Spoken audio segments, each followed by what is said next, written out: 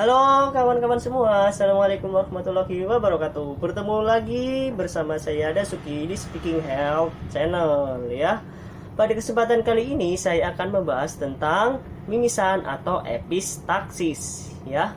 Sebelum kalian lanjut video ini, jangan lupa like, comment, and subscribe. Kemudian jangan lupa kalian tekan tombol lonceng yang ada di bawah agar kalian mendapatkan notifikasi video terbaru dari kami ya. Apa itu mimisan atau epistaksis? Pernah nggak sih sebetulnya kalian keluar darah di area rongga hidung kalian? Nah, ini biasa disebut dengan mimisan atau epistaksis ya. Kemudian di sini sebetulnya rongga hidung itu memiliki pembuluh darah sama dengan bagian-bagian tubuh yang lain. Rongga hidung di bagian luar dan juga rongga hidung di bagian belakang atau bagian dalam. Nah, untuk sifat rongga hidung bagian luar ini, dia sifatnya lebih kecil dan juga lebih tipis, sehingga pecahnya pembuluh darah di rongga hidung bagian luar ini lebih sering terjadi atau lebih sering pecah saat terjadi mimisan, karena tadi dia itu lebih tipis dan juga lebih kecil.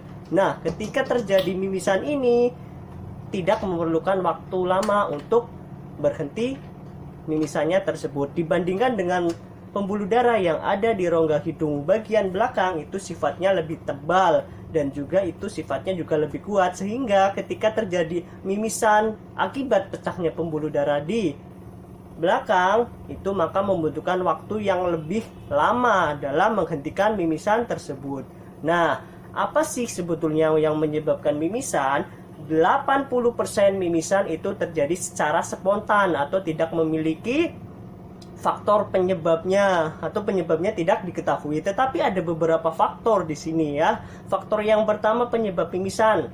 Yang pertama itu karena terjadi trauma di rongga hidung. Itu bisa terjadi ketika rongga hidung kita terkena pukulan atau benturan, dan juga ketika kita membersihkan kotoran yang ada di rongga hidung itu terlalu keras ya. Faktor yang kedua adalah faktor karena kelainan darah. Ini terjadi pada pasien-pasien yang mengalami kanker darah atau leukemia, dan juga yang mengalami gangguan pembekuan darah atau disebut juga dengan hemofilia. Kemudian faktor penyebab yang ketiga adalah karena adanya tumor atau keganasan di rongga hidung. Itu juga bisa menyebabkan mimisan atau epistaksis. Selanjutnya faktor yang keempat adalah adanya kelainan jantung atau pembuluh darah. Nah, ini biasanya terjadi pada orang-orang yang memiliki tensi darah tinggi, juga orang yang memiliki riwayat diabetes atau penyakit gula, dan juga pembuluh darah yang terdapat plak dan penebalan. Nah, ini bisa terjadi karena plak-plak itu tadi atau disebut dengan arteriosklerosis ya. Biasanya orang-orang ini pembuluh darahnya itu sudah di bawah normal, dan dia juga rentan terkena mimisan atau epistaksis. Selanjutnya, faktor selanjutnya adalah terjadinya karena infeksi, dan ini biasanya terjadi karena infeksi virus. Biasanya terjadi pada pasien demam berdarah. Selanjutnya di sini juga bisa akibat adanya pengobatan. Salah satu contohnya adalah obat aspirin.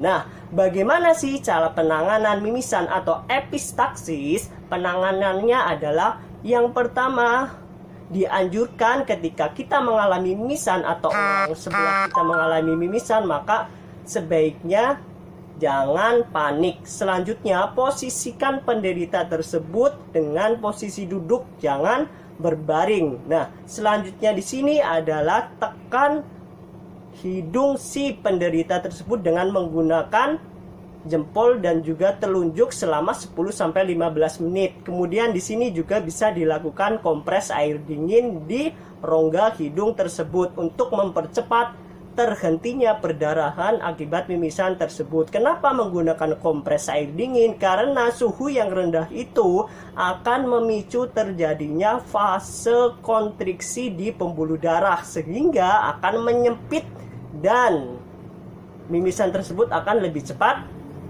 terhenti ya. Dan juga ketika posisi kepala ini harus menunduk ke bawah, tidak boleh mengadah ke atas, karena ketika mengadah itu akan beresiko darah mimisan tersebut masuk ke dalam saluran pernafasan dan juga saluran pencernaan ya. Nah, setelah itu maka agar mimisan ini tidak berulang kembali, maka sebaiknya hindari yang pertama itu membuang ingus terlalu keras dan juga membersihkan rongga hidung terlalu keras juga ya.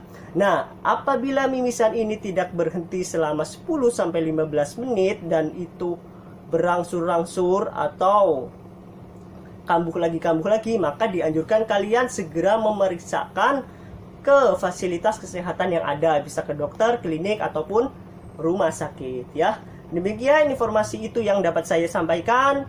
Kurang lebihnya mohon maaf dan sampai jumpa.